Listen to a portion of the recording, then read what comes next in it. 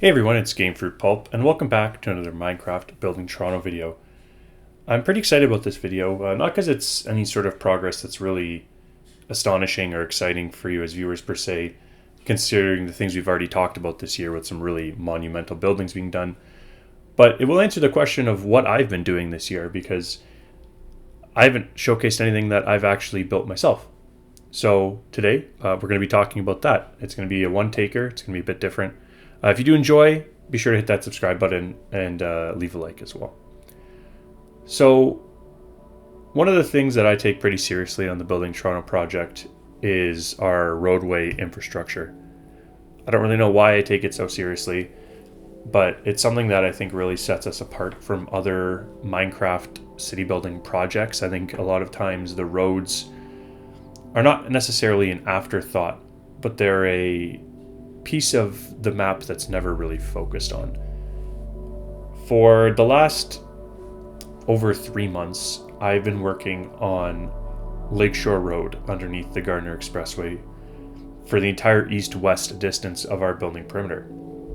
You can see this video is basically just going to be me walking from the east end of our perimeter at Jarvis and Lakeshore to the west end at Spadina and Lakeshore to catch a TTC streetcar that I probably could have found a more efficient way to get to if we were in the real world, but then how am I going to showcase this road to you guys? So I'll talk a little bit as I go along about the things that I did to try and bring this to life, and sort of just wanted to do a video showcasing details that would have otherwise been probably not seen by you guys unless you got on the map and explored it yourself. We've had some really awesome progress this year on actual buildings by my building team, which is what allowed me to dedicate so much time to trying to put as much detail as I can into this section of road. And it's something that is going to happen with the Gardner as well in the next few weeks probably. I'm going to start working on the top side of this bridge as we walk along the underside, but you can see little details just like gradient changes and intersections and vehicles and all that kind of stuff are included. I also included any public infrastructure for bike racks and things like that. And we expanded a little bit south of the Gardner building perimeter when necessary. So you see here I sort of pan out and take a look at this little piece that I really liked with the bicycle infrastructure and the Go Bus coming up to the intersection. As we continue walking westbound, you see where the road was a little bit more difficult to add cars because of the more steep angle south of the Go Bus terminal. We've got a Go Bus obviously coming out there, which it's always bittersweet seeing this area because it reminds me that our old Go Bus terminal's gone, but it was slower progress here than I expected, because as I sort of moved along, we realized that we needed to do some changes to the pillars for the Gardner and things like that. Vaughn put in a lot of work last year getting the Gardner actually built, but it was difficult to see in some areas the actual infrastructure for the pillars and where they were, and I took a little bit more research to get those lined up properly. But this really sets us up now for the remaining parts of our building perimeter on the north side. Like here you see I'm walking where the Air Canada Centre or Scotiabank Arena would be, and there's already an orange wall which is going to symbolize the south wall of the building. So that's going to help line things up a little bit easier as well going forward, which is a unexpected bonus. It wasn't really my intention when I was doing Lakeshore, but I kind of expanded the border in this area to include the sidewalks in some places and things that I don't normally do, because in a lot of the places along Lakeshore, the sidewalk is not connected to any building. And you start to see that a little bit more as we work further west and we get into what looks like just pieces of spaghetti noodles on top of each other as ramps come on and off, and ramps go to the Lakeshore and ramps go to Spadina and ramps go to the Gardner. So definitely some unique things happening at the west end of Lakeshore, and as we keep working west, I start to like what we find more and more.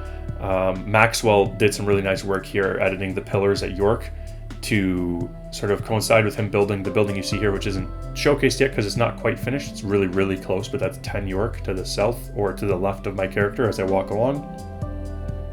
And you can see how we utilized more custom models, and I tried to use them sparingly because obviously they do affect your performance as visitors, and I want to make sure that we can strike a good balance. We're coming up to something kind of interesting here. It's a creation of a trailer I created, this little orange construction trailer with the sign that we often see in construction zones warning you of lane closures and things like that.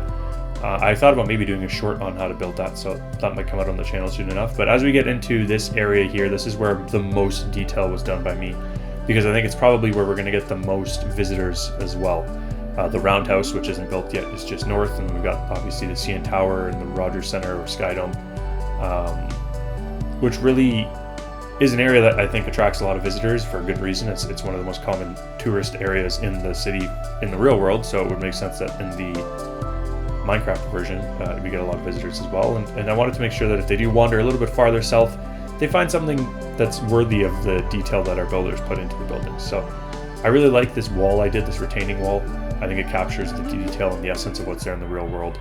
And it shows here now as the roads start to spread apart and we get big gravel sort of center medians that are almost abandoned and afterthoughts in the city. I tried to make sure that there was some level of detail there that maybe is more of a gradient than what you would get in the real world, because I just don't want it to look bad. Even though it might look bad per se in Toronto, you don't want the Minecraft recreation to look bad. So I think the leaves are grown in a little better to try and hide sort of what's mostly just flat dirt in the real world. But as we continue west, I look forward to sort of actually working south in this area. I think it's going to be an interesting section as we get closer and closer to the lake. And our current building perimeter is almost finished. There's really only 5 buildings that I can think of that need to be started, and we're quickly getting those done. So we finished this pretty quick, and that all sort of gave me the opportunity to put so much detail and so much work into Lakeshore. As you see, I kind of jaywalk across the road here to get to this retaining wall which I built, which probably won't be there for too long because this building is built in the real world. But interestingly, the Google Street View of this still has the building under construction. So I think that there is a couple builders that have an interest in building the condos to the south of Lakeshore, so who knows how long this retaining wall will actually be there. But it was something that for the meantime I thought was worth putting up. Also just because it gives a divide between Lakeshore and the area that's not built. Finishing up as we get to Spadina, I think this was something that most people would overlook as they visit the project, and probably for good reason. I think roads are not always the focus when people want to visit, but it's something that I sort of want to take seriously to try and capture the essence of Toronto and help bring it to life. So going forward, you're going to see probably more vehicles and more detailed roads whenever I can. You see where we got to build in the future.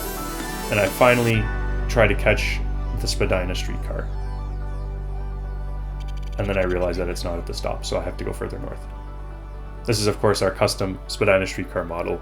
I have a separate video on that if you want to check it out. But that's pretty much it for this video. A little short guy that just sort of showcased what I've been working on for the last few months, in case some of you were wondering. If you are new to the channel, first of all, you should check out the playlist that shows all the content that this map has provided us. And secondly, you should hit that subscribe button. If you're a returning viewer and you enjoyed, thanks for your support. Be sure to leave a like to keep growing our community, and share the channel with your friends as well.